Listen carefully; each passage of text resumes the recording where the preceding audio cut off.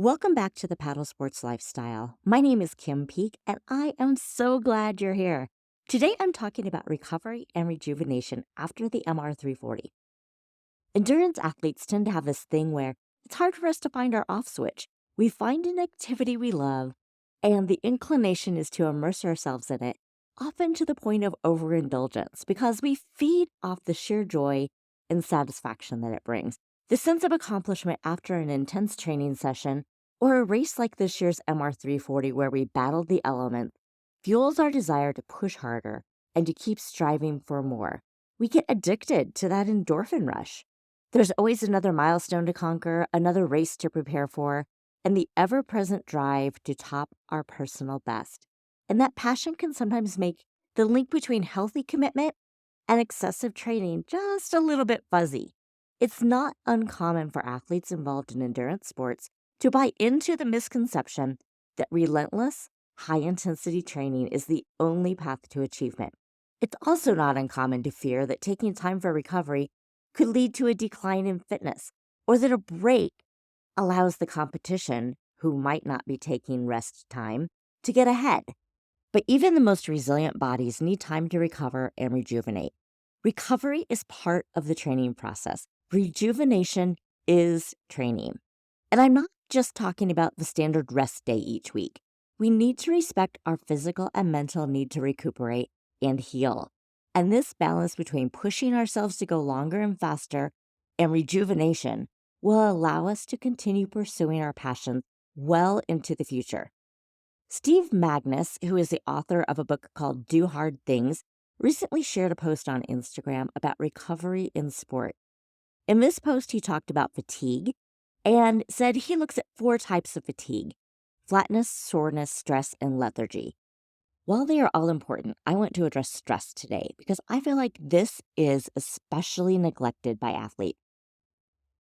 Steve defines stress as a general feeling of feeling frazzled, overwhelmed, and maybe anxious, that feeling that your nervous system is in overdrive. I've mentioned that this was the hardest part of the MR340 for me to recover from, more than the physical aspects of paddling 2 days in strong winds and rain. It was the mental aspect for me.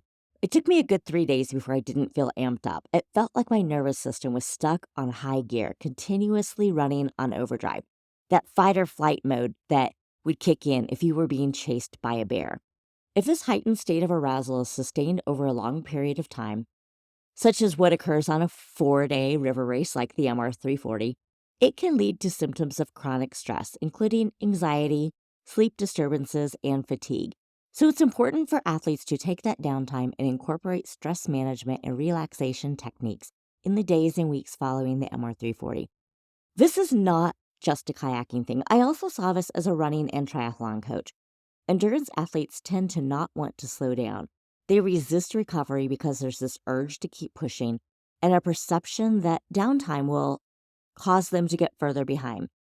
So, back to the post from Steve Magnus. He says that to recover from stress in sport, we need to spend time doing things that I would put under the umbrella of things that are calming and relaxing. Things that tell your body it's okay to get out of fight or flight mode. If you don't incorporate physical and mental recovery into your training, you will have an increased risk of injuries and psychological effects that can show up as anxiety and depression due to chronic stress. The body and mind require periodic breaks to recuperate from the cumulative stress of intense training.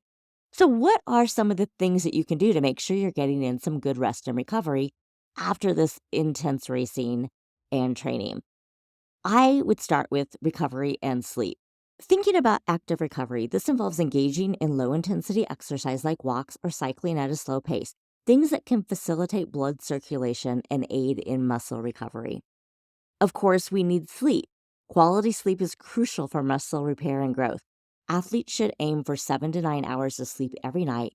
And I don't care who you are, if you are active and pushing your body, you are 99.9% not going to be one of the people who can get away with 4 or 5 hours of sleep a night. Next, think about stretching and mobility exercises. These can increase flexibility, improve performance, and prevent injuries. And this is a good low-stress way to stay active and move while you're giving your body some love. It's a good way to stay active so that you're doing something while you are taking that break from your sport. And then we all need mental rest. Mental health is just as important as physical health in an athlete's overall well being. So, things like meditation, prayer, breathing exercise, and being out in nature are all things that can help manage stress and anxiety and help your body recover from the stress of training, racing, and life. In addition to these physical and mental recovery strategies, there's another important facet of an athlete's life that should not be overlooked, and that is the value of engaging in other hobbies and social interactions.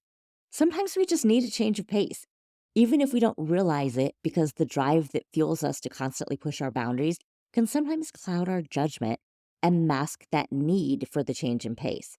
But when we engage in other activities, when we pursue our passions and reconnect with friends outside of our sport, we will often find we have a more balanced emotional state and a renewed sense of motivation that can help us avoid chronic physical and emotional exhaustion, which is often experienced due to intense training.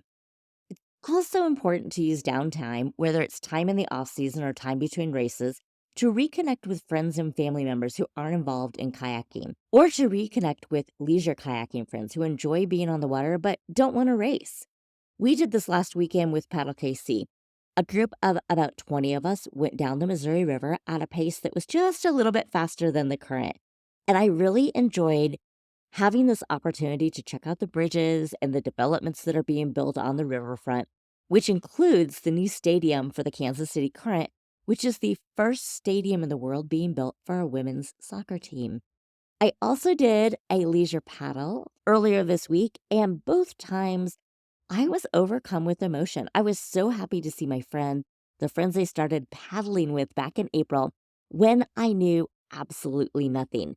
The same friends that I had to spend less time with as training intensity increased. And I was also excited to see the people who I trained for the MR340 with. There is just something special about the bond you form when learning something new together, or training hard, or being part of a team.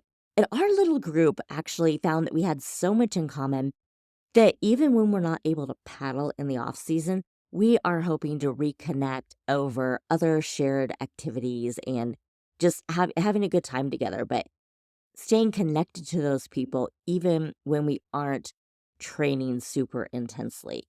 And so part of my recovery from the MR340 has involved getting back to enjoying being on the water at a more relaxed pace, and then also enjoying the company and the sights on the water, maybe even taking my hands off my paddle from time to time to take a picture. But here is the big picture, the main point. I always like to think about longevity in sport. If you have an activity you enjoy and you want to be able to continue doing it for a lifetime, it's important to take care of your mental and physical health. Part of that is remembering that you're not defined only by your sport. You are a multidimensional being with a variety of interests, relationships, and roles. And when you take the time to nurture these other aspects of your life, it can lead to a more balanced life, which ultimately leads to better performance and longevity in your sport. So, if you are ready to take a break after the MR340, if you haven't gotten back into your kayak in the 3 weeks since the race, it's all good. It isn't a sign of wavering commitment or diminishing passion. Instead, consider it an act of self care, a time to heal and rejuvenate. In the grand scheme of your athletic journey, these breaks are not detours, but are necessary pit stops that refuel your body and your spirit, enabling you to come back stronger. The strength of your comeback does not lie in relentless training, but instead it involves balance, striking that balance between exertion and relaxation, training and rest. So lie back, read a book, catch up with loved ones, venture into new hobbies, and most importantly, listen to your body. You're not just idling away time. You're setting the stage for a stronger, more sustainable comeback when you're ready to get back on the water.